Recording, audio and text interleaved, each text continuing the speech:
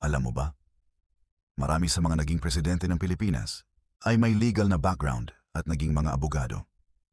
Narito ang listahan ng mga naging presidente ng Pilipinas na mga abogado. Manuel L. Quezon, abogado.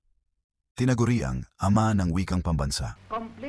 Nagtapos ng abogasya at pumasa sa bar exam noong 1993. Jose P. Laurel, lawyer. May doctorate sa civil law.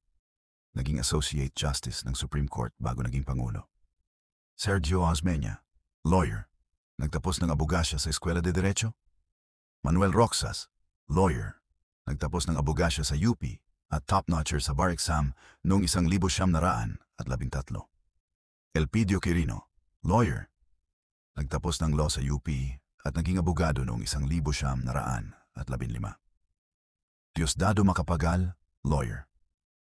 Nagtapos ng abogasya at naging top-notcher sa bar exam noong 1936. Ferdinand Marcos, lawyer.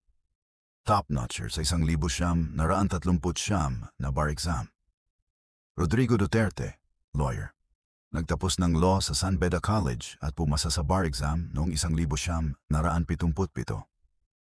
Ferdinand Bongbong Marcos Jr., hindi abogado pero may degree sa political science.